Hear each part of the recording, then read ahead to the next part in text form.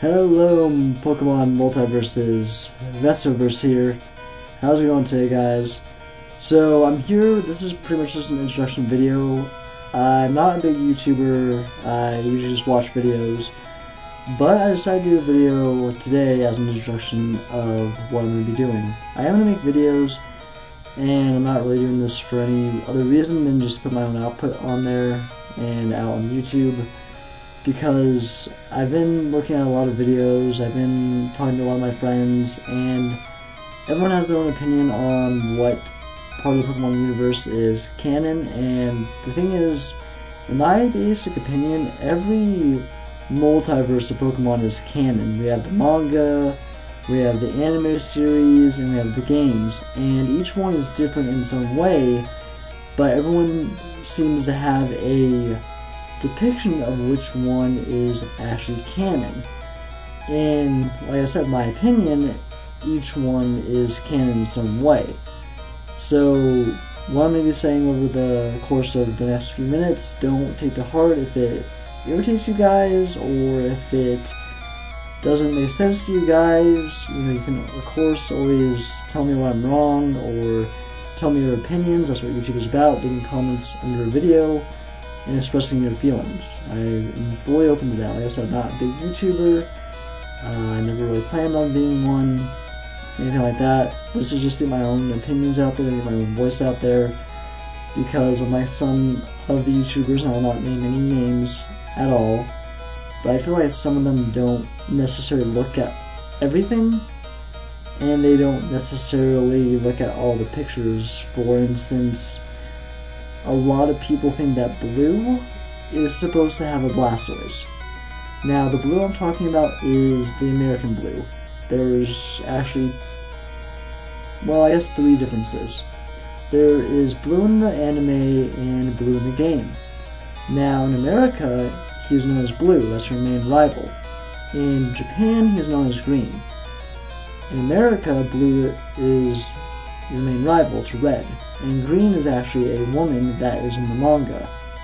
I feel the manga gives us a lot more characters, so we know who the characters really are, and we know where they come from, and their history, etc. Because almost every Pokemon game is based off a character from the manga. Red, of course, as we all know, is the strongest Pokemon trainer in the entire world, and what do we have? Pokemon Red version. Blue, in America, who is his rival, and Green, who is his rival in Japan. We have Pokemon Blue version in America, and Pokemon Green version in Japan, and then we have Pokemon Yellow. Everyone thought that was just to be based off more of a kind of Ash and the anime series, which, yes, that is true, but also Yellow is an actual character off the Kanto manga as well. Gold and Silver, both characters that we know, both characters in the manga, and everything like that. So, basically what I'm saying is that every part of the Pokemon multiverse is canon in their own way. Ash's story is canon, Red's story is canon, the Pokemon Generation series is canon, but like I said, with everyone thinking that Blue has to have a Blastoise because they watched the Pokemon Generations, Pokemon Origins, and Gary, who most people know as Blue's spin-off character, has a Blastoise. It's actually not true. If you actually read the manga, Blue started with Charmander and he has a Charizard. So the whole story of people thinking Red has to have Charizard and Blue has to have Blastoise is correct in its own multiverse, but in the manga multiverse, which actually the manga came out before anything else, Blue has a Charizard and Red has a Venusaur. Red eventually does get Charizard, Blastoise, and, you know, keeps his Venusaur, but he actually trades Blue's Charizard for Red's Gyarados. You ever wonder how Blue got a Gyarados? Well, Red had a Gyarados, he traded Blue his Gyarados for his Charizard so that Red could fly up Mount Silver. I'm not going to go into why he does, he just does, but if you could read the manga for yourself, you really want to know why. So, like I said, this is mainly just an introduction video. I'm going to be going over, I guess, in certain areas why each part or each multiverse Pokemon is canon, and then I'll just kind of leave it up from there on you guys, what you think, what you guys' opinions are, anything of that nature. Pretty much this is just my own opinion, there are some facts behind it, but most of them are opinions, so I'm not going to say that everything I say is 100% accurate, because it won't be. There will be times I slip up, there will be times you guys find things that I either misconceive, or I don't know, or things that I didn't comment on, because I'm not going to say something that I don't know for sure, but I'll give you my opinion. I'll state this is an opinion, I'll say this has actually been a fact. First thing I want to go over is what I talked about, Blue having a Blastoise. Now, in the main anime series where it's Gary, who's the spin-off of Blue, he has a Blastoise. Yeah, that's canon, because as Gary did say when he talked to Ash outside Professor Oak's lab, my Pokemon right here is the best one of all. Now, Blastoise, maybe is not the best, but a lot of people think Blastoise is the best. A lot of people think Charizard is the best, and a lot of people think Venusaur is the best. But I'm not going to go over who the best is in this video. That would take a lot of coverage to go over, and that's not what this video is about.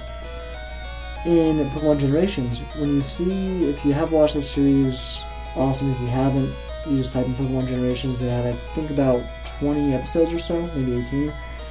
And it's pretty much just small 3-minute video clips of, I guess, Pokemon episodes that are supposed to be based or picked it off from the manga. I'm not 100% sure how credible it is in the manga, since I've already found out a lot of stuff on there that does not follow the manga at all. I think it's more about the games it follows, and just puts them into an anime perspective with the characters from the anime, or the actual games.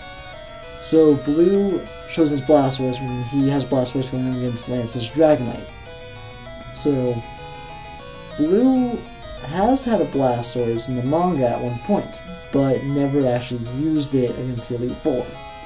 So that made me think, okay, well, he has a Blastoise. He didn't start with Squirtle in the manga, and in the game he only starts with Squirtle if you chose Charmander, and Charmander being the most picked Pokemon of the Kanto version. Then, yeah, most people see Blue having a Blastoise because you chose Charmander. I myself chose Charmander. I'm not gonna lie. I still choose him. Even if choosing him is not necessarily the best move, I still choose him most of the time. So, those two in both the main series, Gary, and Pokemon Generations, as well as Pokemon Origins Blue, having a Squirtle and having a Blastoise at the end does play out well to those verses, because I'm gonna guess most people probably see that, and they see those animes and watch those videos more so than they go onto a website and read a manga chapter of where it starts from the beginning, Blue showing his Charmander trying to fight a Kangaskhan and catch it, and then all of a sudden towards the end, seeing that Blue has a Charmeleon by the first gym, and then all of a sudden has a Charizard when you get later on into the series. I'm not going to, spoil that for you if you actually want to read the manga. So, in the manga, it does explain why Blue chose Charmander, and it does explain why Red got Bulbasaur. Red didn't actually really choose Bulbasaur. He actually had to use Bulbasaur to get a Pokemon back in Professor Oak's lab that had escaped. Oak, seeing how skilled Red was actually with Bulbasaur, decided to let him keep Bulbasaur to go on his journey. Blue, on the other hand, had already left on his journey, I think a little bit earlier than Red, with his Charmander that he chose because he knew about Charizard. Blue was known as a prodigy because his grandfather is Professor Oak. And of course, you'd think that if you're the grandson of the Professor of Pokemon, you're going to be seen as a prodigy and be expected to know a lot more about Pokemon. Well, in the manga, Red's first Pokemon actually was not Bulbasaur. It was actually a Poliwhirl. Red was playing with Poliwhirl they became friends with, and eventually he fell into a river and almost drowned. Poliwhirl jumped in and evolved Poliwhirl to save him. So originally, Red, when he got his Pokeballs, he actually officially caught Poliwhirl, and he left with Bulbasaur and Poliwhirl. And, you know, so that's canon that Red's first Pokemon was not necessarily Bulbasaur, but it was Poliwhirl in that multiverse. Now, in the anime, where we have Ash, his first Pokemon was Pikachu. In Generations, you know, they never show who his first Pokemon was. They show, in the first episode, they show him with a Bulbasaur fighting a Pikachu. So people think that Bulbasaur was his first Pokemon. In Origins, you see him pick a Charmander, the exact opposite of what Pokemon Generations shows. That's why I thought Generations was based off the manga, because it showed him with a Bulbasaur and not a Charmander. Pokemon Origins, though, shows him with a Charmander. So, there's 3 different things, or I guess you could say possibly 4, that show him with something different. In Pokemon Origins, Red picks Charmander. Pokemon Generations, Red is seen with the starter Bulbasaur. Ash, in the anime Red spin-off, is seen with Pikachu. And then lastly in the manga is shown him with Bulbasaur being his starter. So we got 1 that shows Pikachu, 2 that shows Bulbasaur, and 1 that shows Charmander. Now, if you're going to go by odds out, obviously Bulbasaur is the one that he's shown with the most.